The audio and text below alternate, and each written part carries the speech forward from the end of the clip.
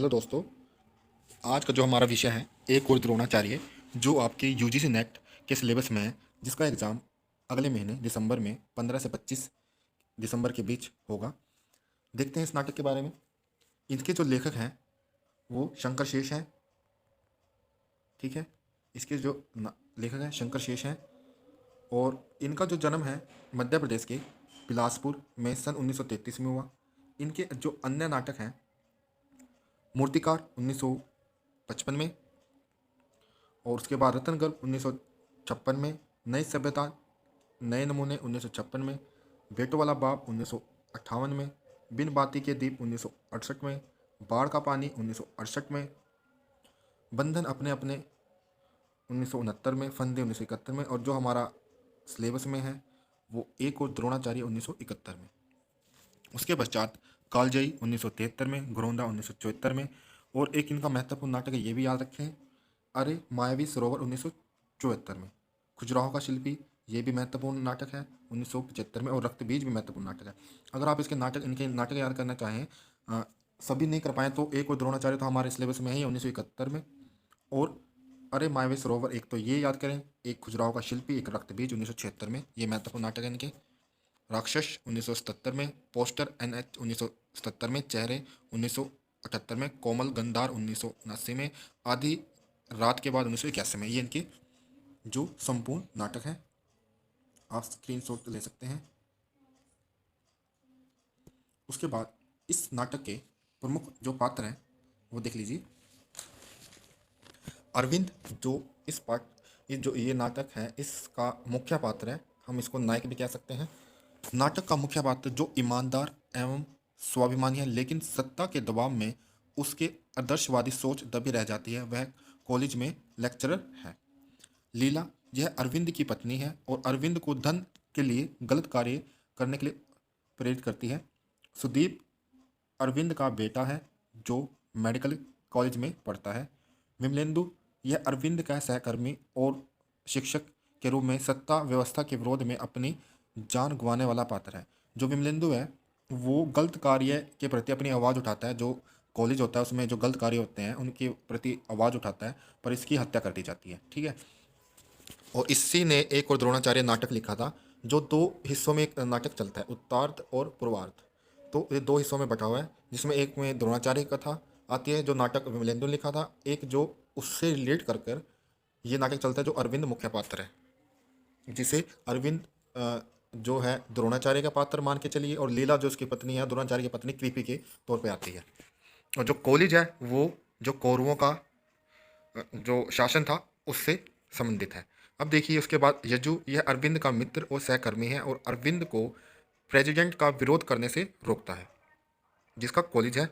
राजकुमार, यह कॉलेज के प्रेसिडेंट का लड़का है, जिसे परीक्षा में नकल करते अरविंद के हाथों पकड़ा जाता है। चंदू, कॉलेज का एक आदर्श विद्यार्थी, जिसे प्रोफेसर मिश्रा नकल के झूठे आएंगे यहाँ पे, झूठे गलत लिखा है, झूठे जुर्म में पकड़ लेता है। इसके जो प्रेसिडेंट होता है चंदू के जो पिताजी होते हैं, उनका जो इलेक्शन की वजह से, चुनाव की वजह से जो अ, आंकड़ा होता है, उसकी वजह से चंदू को जो झूठे नकल केस में पकड़ा जाता है।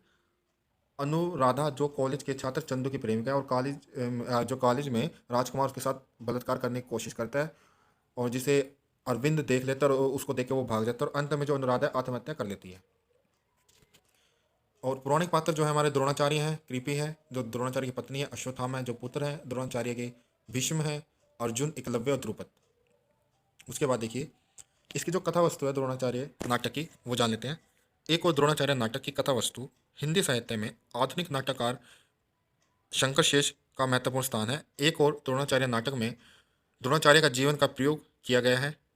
इसकी रचना सन 1971 में की गई। शंकर शेष पुराण युग के नाटककार माने जाते हैं। इस नाटक के माध्यम से वर्तमान शिक्षा संस्थान में व्याप्त असंगति, शिक्षक के भ्रष्टाचार आचरण, विद्यार्थियों की गुंडागर्दी, ऐसे अनेक कारणों पर प्रहार या व्यंग्य करते दिखते हैं। अ, जिस दिन आचार्य द्रोणाचार्य जैसे विद्वान ने व्यवस्था के हाथ में अपनी विद्वता और योग्यता बेचकर प्रत्येक विसंगति से समझौता किया, उसी दिन से शिक्षा क्षेत्र सदा के लिए बिक गया। इसमें ये कह रहा है कि जिस तरह जब द्रोणाचार्य को भीष्म राजकुमारों की शिक्षा के लिए लेके जाते हैं, तो कृपि जो होती है उन्हें क्योंकि वो गरीब होते हैं। और जब उसको अश्वत्थामा को भूख लगती है दूध के लिए, तो वो उसको चावल का आटा घोल के पिला देती है। तो उसको प्रेरित करते हैं कि आप गरीबी में जी रहे हैं हम लोग, तो आप उनके साथ जाएं। तो जब उनके साथ जाते हैं तो वो एक किस्म से पेड टीचर हो जाता है, और उन्हीं की नीतियों से उन्हें काम करना पड़ता है। कर्ण को भी इस कारण वो प्रतिभा होते हुए उसको नकारते हैं। एकलव्य के साथ भी इस तरह का व्यवहार होता है, क्योंकि वो पेड टीचर हैं। और जिस तरह आज भी हम देखते हैं, सब स्कूल या कॉलेज की अपने अपने नियम्स होते हैं, जो टीचर वहाँ जाता है तो उनको उसको फॉलो करना पड़ता है, उससे बाहर वो नहीं जा सकता। इसी तरह इस नाटक में दिखाया गया है। इस नाटक के जो पूर्वार्ध जो पहला भाग है और उत्तरार्ध जो दूसरा भाग है, दो भागों में विभाजित है। प्रोफेसर अरविंद नाटक के नायक हैं और वह अपना कर्तव्य ईमानदारी से निभाना चाहते हैं। राजकुमार प्रेसिडेंट का बेटा है। वह परीक्षा में नकल करते हुए अरविंद के हाथों पकड़ा जाता है। अरविंद उसे पकड़कर उसकी रिपोर्ट बनाकर प्रिंसिपल को भेज देते हैं। उस रिपोर्ट को प्रिंसिपल दबा कर रख लेता है। इधर नकल न करते हुए भी कॉलेज में चंदू नामक एक होनहार छात्र प्रोफेसर मिश्रा के हाथों पकड़ा जाता है। राजनीतिक दुश्मनी के कारण उनकी उसकी रिपोर्ट विश्वविद्यालय भेज दी जाती है। चंदू प्रोफेसर अरविंद के पास आकर न्याय की मांग करता है। तब अरविंद ने न्याय दिलाने का वादा करता है और राजकुमार की रिपोर्ट विश्वविद्यालय भेजने को कहता है। अरविंद के न्याय दिलाने का विचार सुनकर उसके घर आकर उसके मित्र सहकर्मी यदु, स्वयं प्रेसिडेंट और प्रिंसिपल भी आकर उसे अपनी परेशानी पेश करते हैं। अगर वह नहीं मानता तो उसको डराते हैं। विमलेंदु ने भी अरविंद की तरह नकल पकड़ी थी और उसे मालूम नहीं था कि इसके परिणाम स्वरूप उसकी हत्या कर दी जाएगी। प्रेसिडेंट इस प्रकार से डरता है कि चुनाव में आप लड़कों के आप लड़कों के को मेरे खिलाफ भड़का रहे हैं। आप शहर की शांति भंग कर रहे हैं। कल तक आप रिपोर्ट वापस नहीं लिया तो इसका परिणाम भयंकर होगा, अरविंद को प्रेसिडेंट कहता है। जाते समय प्रिंसिपल लीला, जो अरविंद की पत्नी है, को इस प्रकार धमकी देकर गई, केवल औरत ही मर्द को समझा सकती है। कहो उसे नौकरी करना सीख। लीला अरविंद को प्रेसिडेंट की बात मान लेने का दबाव डालती है, जैसे कृपी द्रोणाचार्य पर दबाव डालती है, ताकि प्रेसिडेंट खुश होकर अरविंद को प्रिंसिपल बना दे और रिपोर्ट वापस लेने को कहती है। अब अरविंद लीला को कहता है, चंदू को धोखा देने का मतलब समझती हो? नकल का विरोध करने वाले सैकड़ों विद्यार्थी मेरे खून के प्यासे हो जाएंगे, मुझ पर थूकेंगे। अरविंद की पत्नी नीला पति को रिपोर्ट वापस लेने पर होने वाली अनहोनी से अवगत कराती है। राजकुमार उसके साथी अरविंद से बेहद नाराज हैं। उन्हें नकल करते समय पकड़कर तुमने उन्हें चुनौती दी है। उधर चंदू के साथ देकर तुम उनकी सत्ता खत्म कर दोगे। यदि तुम रिपोर्ट वापस नहीं लोगे तो वे लोग तुम को भी जान से मार देंगे। तुम्हारा दोस्त विमलेंदु की हत्या भी कर दी थी। प्रोफेसर अरविंद सोचता है,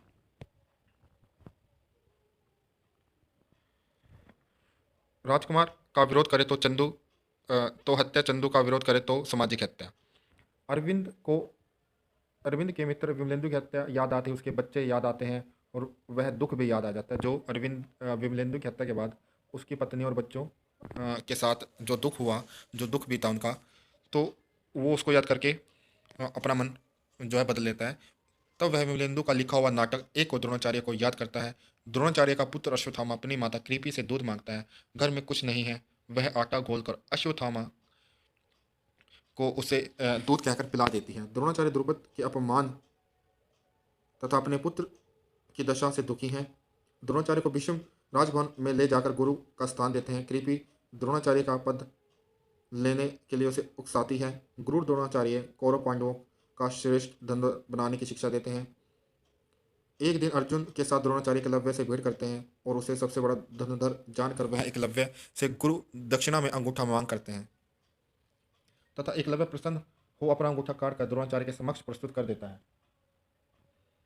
अर्जुन करुणा की दृष्टि से एकलव्य की ओर देखता है और धीरे धीरे अंधकार के सारे नाटक का पूर्वार्ध जो पहला भाग है वो समाप्त हो जाता है।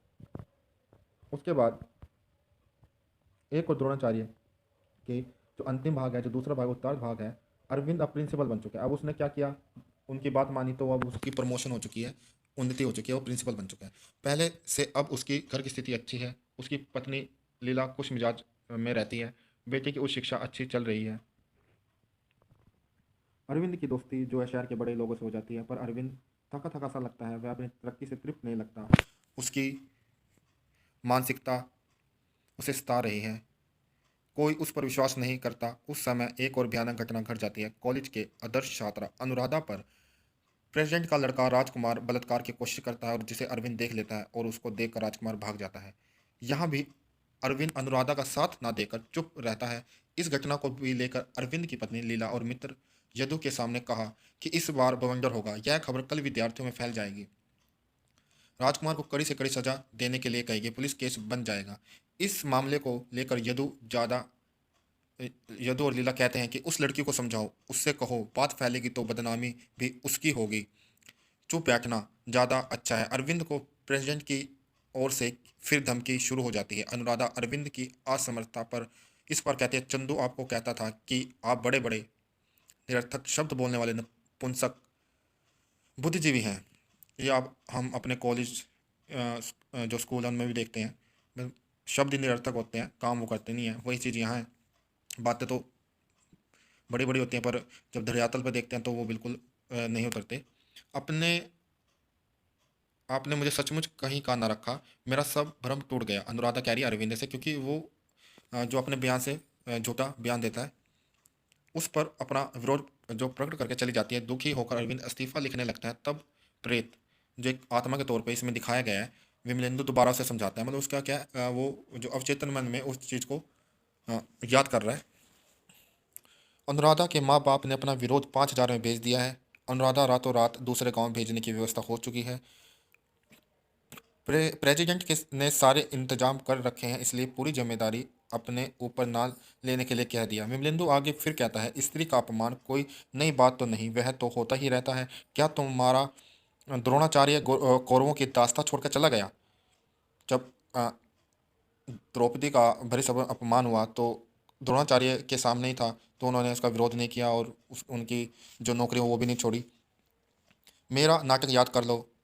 द्रौपदी का सार्वजनिक रूप से अपमान हुआ, द्रोणाचार्य वहीं खड़ा था, वह चुप क्यों रहा? याद करो, मेरा नाटक याद करो। पांडव वनवास चले गए, द्रोणाचार्य चुप रहा। अश्वत्थामा माँ कृपी को बताता है, माँ उस दिन तुमने यह समझौता नहीं किया होता तो पिताजी को ऋषि परंपरा से गिराकर राजपुत्रों की दास्ता क्यों धकेला तुमने? इस तरह राजनीति की दास्ता द्रोणाचार्य के विवेक को खरीदा, उनकी न्याय बुद्धि खरीदी, एकलव्य का अंगूठा काटना पड़ा। कर्ण जैसा होनहार विद्यार्थी को व्यवस्था की आड़ लेकर नकारना पड़ा। द्रोणाचार्य का पश्चाताप कर रहे हैं यहाँ पर अरविंद भी द्रोणाचार्य की तरह पश्चाताप, उनकी स्थिति भी अब एक और द्रोणाचार्य जैसी हो गई है। विमलेंदु की आत्मा इस प्रकार कहती है, तू द्रोणाचार्य है, व्यवस्था और सत्ता के कोड़ों से पिटा हुआ द्रोणाचार्य, इतिहास की धारा में लकड़ी के ठूंठ की तरह जाता हुआ, वर्तमान के सागर से लगा हुआ सड़ा गला द्रोणाचार्य। अनुराधा के बलात्कार के केस में अरविंद अदालत को जवाब देना था, उसने प्रेसिडेंट का साथ जरूर दिया, लेकिन मन ही मन उसे नष्ट करने की योजना बना ली। प्रेसिडेंट की हत्या करने का विचार था। इसके पश्चात जो प्रेसिडेंट है वो बीमार पड़ जाता है। ब्लड प्रेशर के कारण डॉक्टरों ने उसे सुबह शाम घूमने की सलाह दी। अरविंद उसके साथ घूमने जाने लगा। वह एग्ज़ाम उसे क्लिप की ओर ले जाता है और कहता है, वह एक शाम, यहाँ एक शाम आएगा, यहाँ एक शाम क्लिप की ओर ले जाता है और कहता है कि देखिए प्रेसिडेंट साहब, लोग ऊपर से कैसे चींटी जैसे लग रहे हैं। अरविंद का सहारा लेकर वह आगे बढ़ता है। अरविंद उसके कंधे पर हाथ रखता है और उसे ऊंचाई से ढकेल देने का विचार, गिरा देने का विचार उसके मन में आता है, लेकिन उसने नहीं धकेला। लेकिन भाग्य ने अरविंद का साथ दिया और प्रेसिडेंट संतुलन नहीं बना सका, स्वयं नीचे गिर गया और मर गया।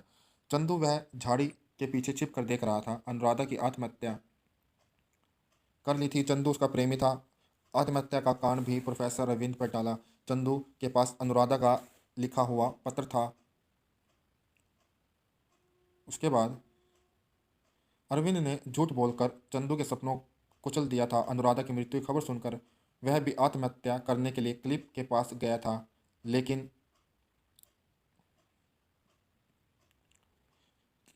चंदू क्लिप के पास उस दृश्य को देखता है और अरविंद और प्रेसिडेंट को उस पर बुलाने और प्रेसिडेंट का संतुलन संतुलन खो जाने से गिरने का दृश्य चंदू देख लेता है तथा अरविंद घबरा कर वहां से भाग जाता है। विमलेंदु की आत्मा उभरती है।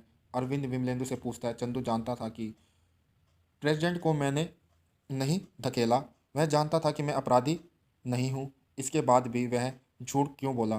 विमलेंदु कहता है, यही प्रश्न भी द्रोणाचार्य ने पूछा था। याद करो मेरा नाटक। महाभारत के 15वें दिन सेनापति दुश्मनों का संहार कर रहे थे, तो द्रोणाचार्य ने जब यह सुना कि अश्वत्थामा मारा गया तो उन्होंने युधिष्ठिर के से प्रश्न किया, अश्वत्थामा नर या हाथी मारा गया? तो युधिष्ठिर ने उत्तर दिया, अश्वत्थामा मारा गया। द्रोणाचार्य समझा कि उसके पुत्र अश्वत्थामा मारा गया। वह दुख में सारे अस्त्र शस्त्र त्याग देता है, शत्रु से निहत्था जानकर मार देते हैं। वह अरविंद को अपने प्रश्नों के उत्तर मिल जाते हैं। वह नाटक यहीं समाप्त हो जाता है। इस तरह आपने ये नाटक सुना और इसके पात्र और शंकर शेठ जी के जो भी नाटक थे वो भी हमने देखे। अगर आप इस नाटक में और जो इसकी नाटक की मुख्य पंक्तियाँ हैं या इससे कुछ और भी आप जानना चाहते हो तो कमेंट कर सकते हो। और मिलते हैं अगली वीडियो में। धन्यवाद।